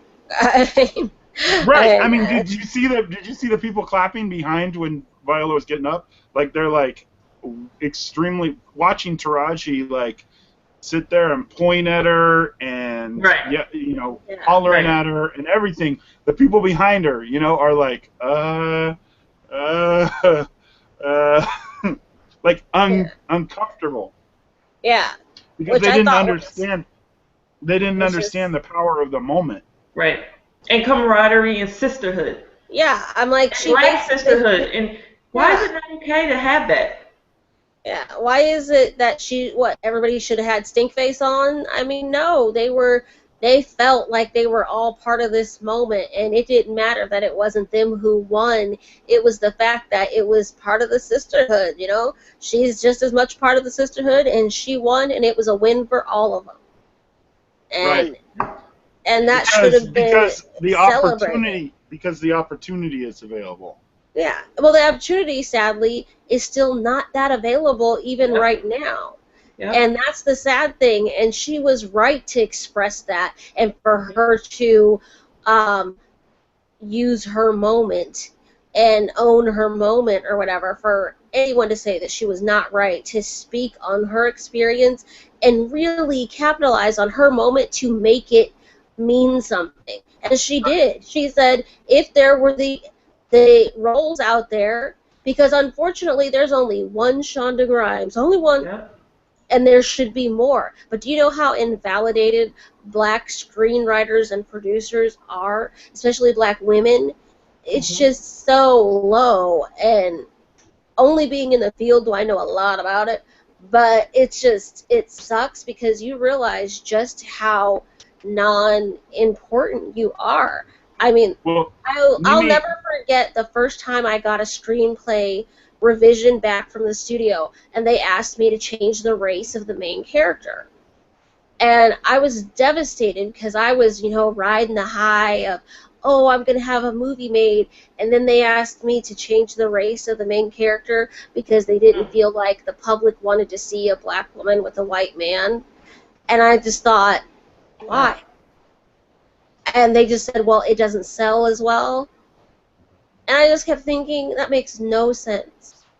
And it was hurtful. But that's still the day and age we're living in. So, yeah, it's important to capitalize. And when you see roles like this, yes, these very few black women who have been able to snatch up these roles still aren't getting the recognition that they deserve. And then the one person willing to shine a light on it gets knocked off from a woman I thought I liked. But I don't like her anymore. She can go kick rocks. I was not okay with her bad-mouthing this woman. I was like, how dare you come Now, who are we like, talking about for those who don't know or haven't checked out our Facebook page? Well, it's Nancy Gran, who is a million-year celebrity, soap opera celebrity. She is on General Hospital forever. She's been on there since she was a teenager. No, I remember when she started on General Hospital as Alexis. Alexis was her character's name. Yes. Which she still is Alexis. Cassadine. Yeah. And yes, she's a Cassadine and frowned upon and everything else. So basically, for those who haven't, seen it floating around, which I'm sure, she basically went to Twitter to voice her concern, to put it lightly, and said that she wasn't here for Viola's speech, that this whole inequality or sexism is prevalent with all women, and not just white. All the missed opportunities or the opportunities are unavailable for all women, not just black women. So here's that good old white privilege. And that this was not the podium for that or whatever. This was I was like timing or what have you for this. This is what she took to Twitter, and then she quickly, tried to delete that, but Black Twitter tore that ass up. Screen capped it. And BuzzFeed caught it. Yeah. They tore into that ass, but anytime attention is taken away from a white woman, her ideologies of her own superiority, her own, privilege, basically become threatened. And then here she goes with this all-woman rhetoric. It's all women, it's all women, it's all women. It's just like, all lives matter. Yeah, but we're not talking about all lives right now. Like, we know that. But we are speaking to our experience. Right. We're speaking to our experiences, our struggles. And this is what matters. I'll be right back, guys. I think I need to plug in. Yeah, I do totally need to plug in. Hang on, guys. I'll be right back.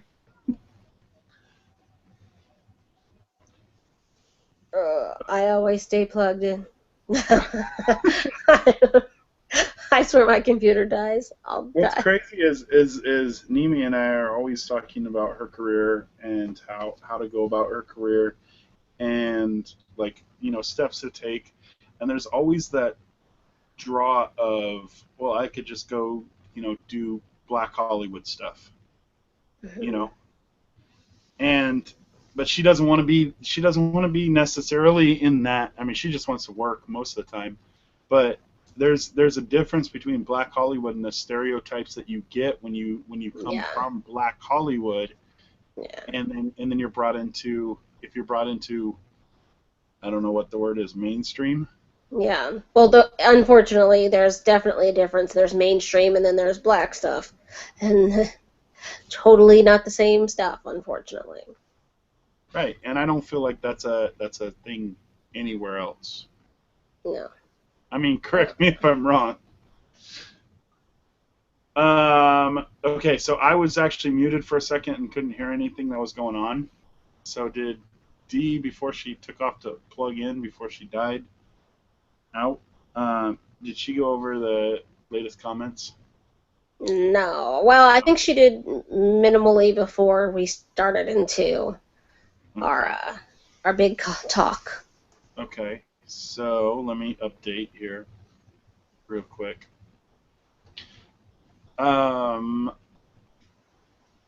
Okay, did this comment get read by Crazy in Love that says, Black sisterhood was magical, love seeing sisters support one another. Viola didn't have to share the win, but she did, just beautiful.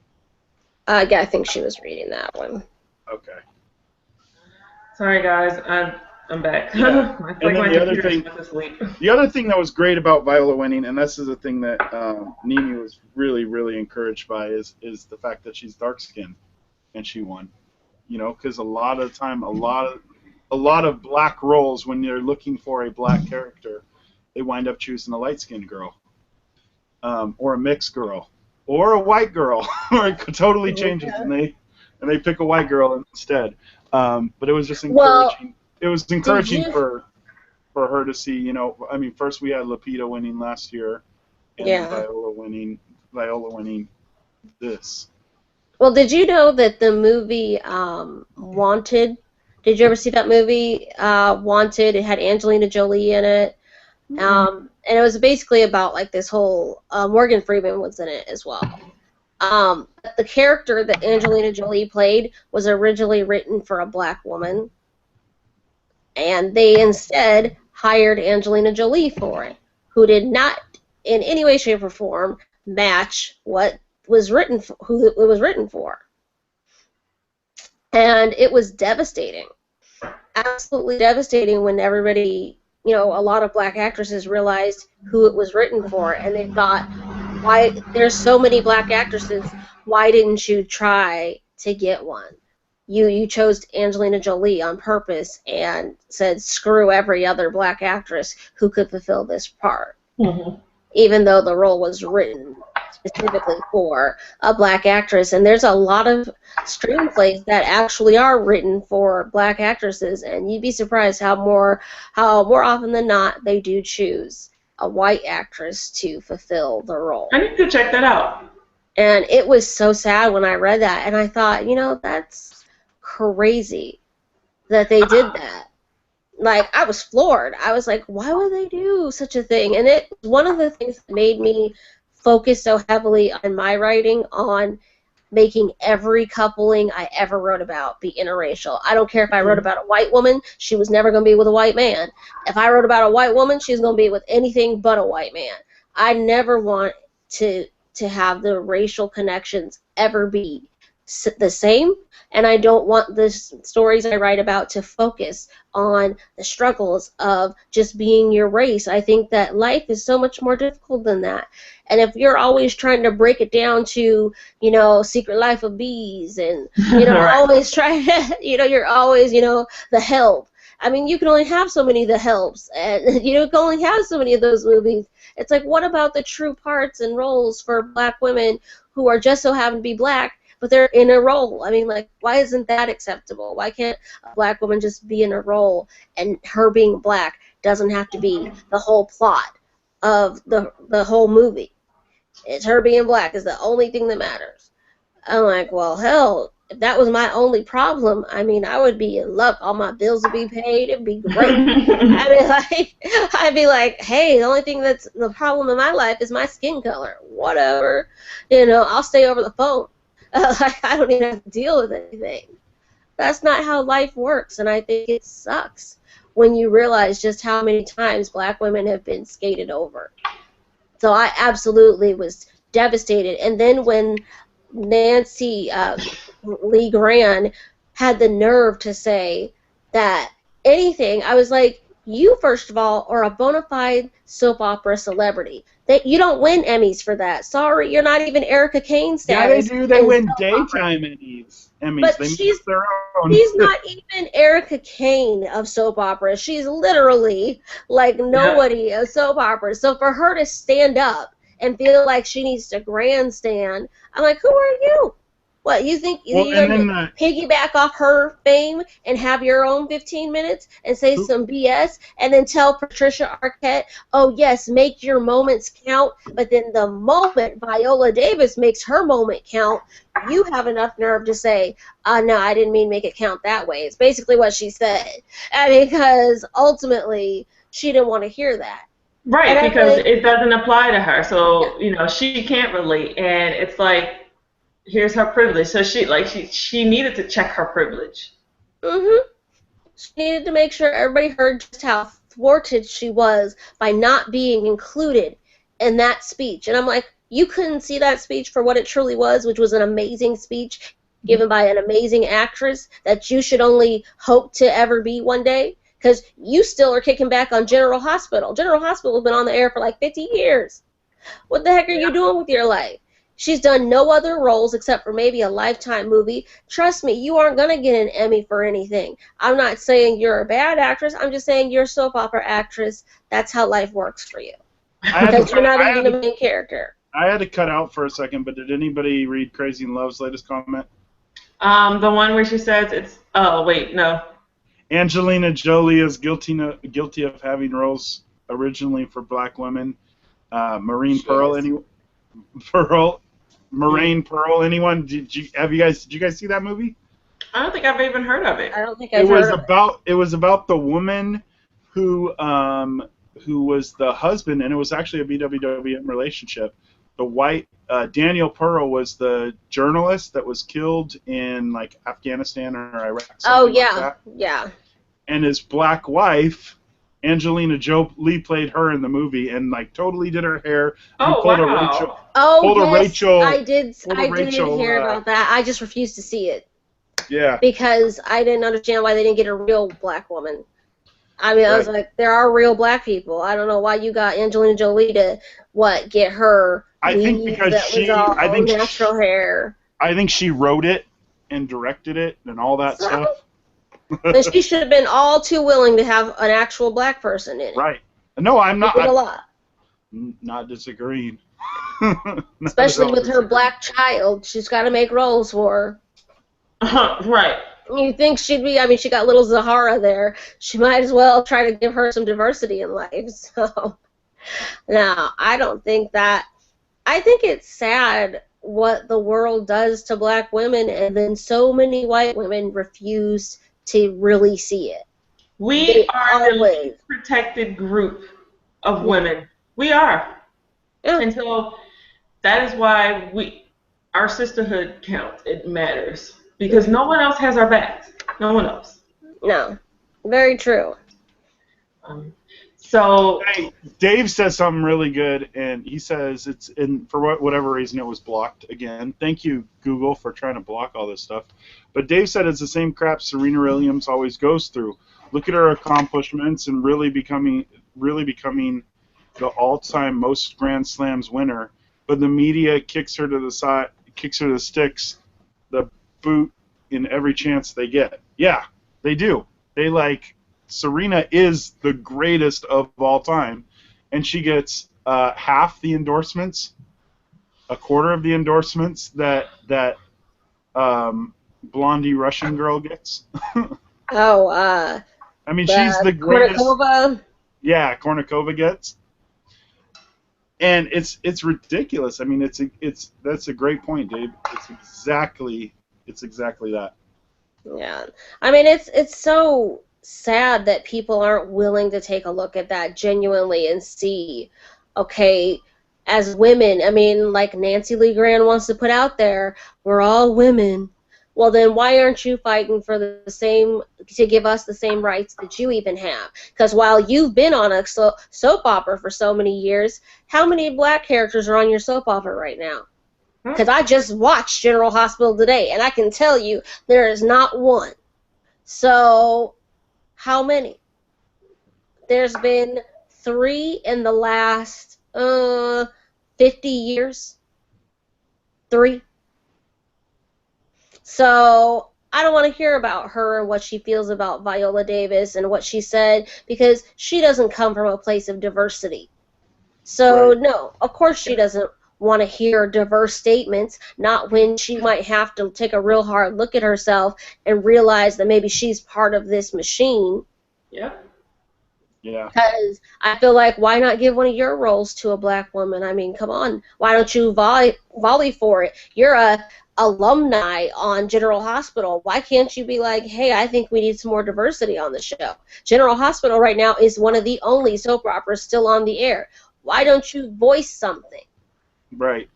So, well, the other thing, I think the other thing that Viola's character did was it won. It broke the slave pimp bad guy mold. yeah. Right. Exactly. Like Lupita won, but she was a slave role, and then before that, who won? It wasn't Viola that won an Oscar for The Help. Who won an Oscar for The Help? Was it Octavia? For The Help? Yeah. Supporting role. I think it was Octavia. I don't know. I kind of thought it was Viola. Was it Viola? Yeah, because she was like the major. Okay, maybe it was. Yeah, she was pretty much. I mean, she was the one that says, "You are smart, you are kind." No, she did not say "are." You is smart. You is kind. Oh, what the fuck? I can't. But you know. Okay. Okay. But it was. You is smart. But you is kind. She broke the you role. Is loved. Right? Yeah. She broke that mold, because I mean, you even look at Denzel's wins for Training Day, right? And what was the other one? I think it was Glory. Training Day, when he had to play a dirty cop, even though he's been amazing in other stuff. I hated that movie. He should have won for Malcolm X. I hated that movie. And then Monsters Ball with Halle. Oh, yeah. See, ruined the white man. I have issues with Halle Berry and them always talking about her being a black actress. Like, first of all, she's mixed. I like, you can't just sideline her mixedness so that you can be like, because, I mean, what they do is they use that to be like, well, this is why we didn't get anybody darker, because we had a black actress. But no, you didn't. You had a half-white actress. Now, if you go ahead and get a real black actress, maybe, just maybe, I might be able to follow along with this. But I am not okay with all the mixedness and then being like, well, it was a black chick.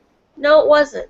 It was a mixed person that you thought would be just enough black that it was acceptable to say she was black, but then just enough white to bring in an audience, to bring in a healthy audience of people who would find her attractive, because God forbid anybody find a regular old black chick attractive. Okay, just so you guys know, Viola was nominated. She didn't win for Best Actress in The Help. I never thought she did. Octavia, I didn't know. I thought she should have. Octavia Spencer won Best Supporting Actress. By the way, Octavia is playing God in The Shack, which I am so excited for. Because God is a black woman. No, that book is amazing. That book is amazing. And yeah, she plays God. Interesting. Which is going to be great. And then can I say really quick that Viola is working with her husband and all the crew from the movie Lincoln on for HBO to do a Harriet Tubman biopic, and I think it's gonna be amazing. I can't wait to see it. I can't wait to see who they cast for it, and I'm hoping Nimi Adokie is in the list of casting for it. Because Harriet Tubman is just amazing. And I'd love to see. I think Viola can do the person right. So I agree. So, guys, should we go on, or I think we should save the rest of our topics for the next show? I agree, because it's 11:16 here, and I'm getting sleepy. And that's what I was thinking. I was thinking of you, D. I was looking at my time, going 8:16 here. I was like, I don't know what time it is for her. Oh no. And I feel I'm so thankful for Mike sticking with us, because it's like 5 in the morning there right now, I think. I know, he's a trooper. Yeah, Mike from Dave, what time is it in your neck of the woods? Yeah, he should be 3 hours, 2 or 3 hours past you, D. Okay. Oh no. See, but that's our ride or die type of fans. That's what I'm talking about. And that's why we love you guys, and we've missed you guys so much. Life happens, and I mean, honestly, it was like Danny who was kind of pushing this, for us to do the show, kind of convinced us, and we wanted to do it when I was out there. But we didn't get around to it. We were like super busy, but we're here, and we're excited to be back. So we'll be back, not next week, maybe the week after. Yeah, probably. Yeah, probably. Probably definitely not next week. I can tell you that assuredly. Okay, well, I think the week after, and that would be really good, because I've been missing the show, and I really wanted us to come back and do some stuff, which is why I had to start getting Instagram and get my BWWM fix. Yeah. My interracial world fix, because I have all these people following me. I'm like, I'm not even an interracial page. I'm just like a personal person who just posts crap. But whatever, I appreciate it. But I really have missed everyone, and I'm glad that so many people have just literally hung in there and just been like, whatever, I'll watch whenever they come back, 3 years, 7 years, whatever, I'll be there. So I appreciate it. Yeah, we gotta give props to Crazy too, because she was on us about coming back.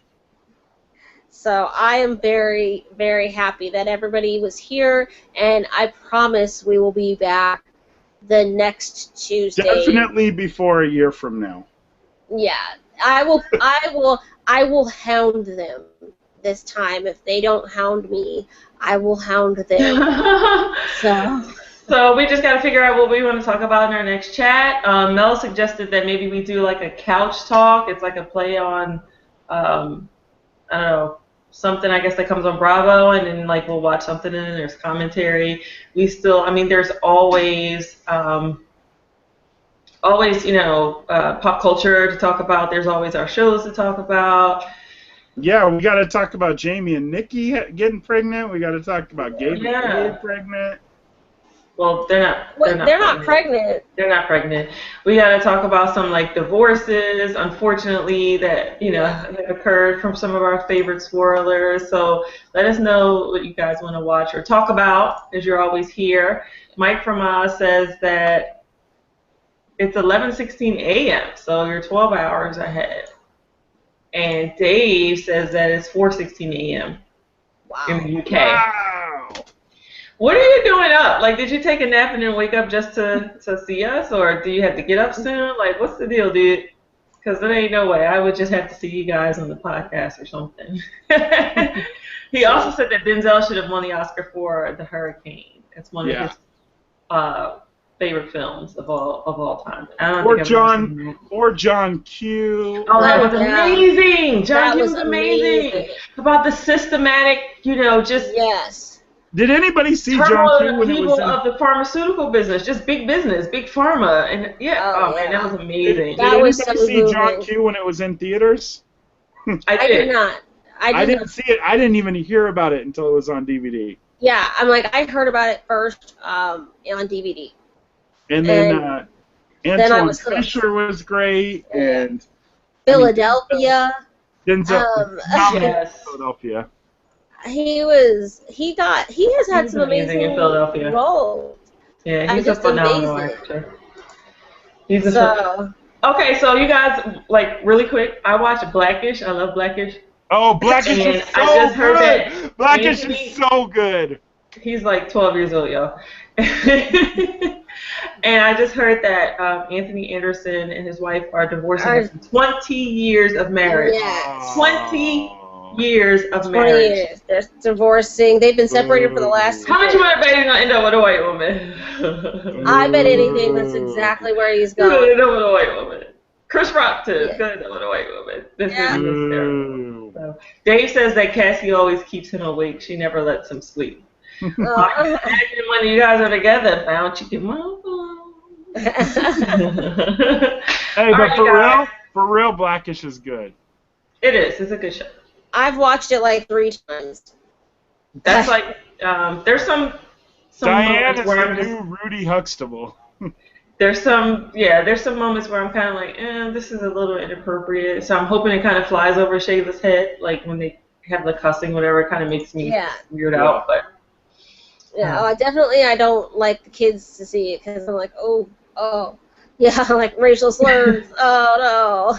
Well, that was funny. I thought that was hysterical. That last episode was great. Yeah. Well, and then because they're always talking about her white parents who are like in a commune or whatever, and I feel bad. I'm like, oh snap. Yeah, that's the worst. I think Rainbow's parents are the worst example of BWW on TV. But they're still together.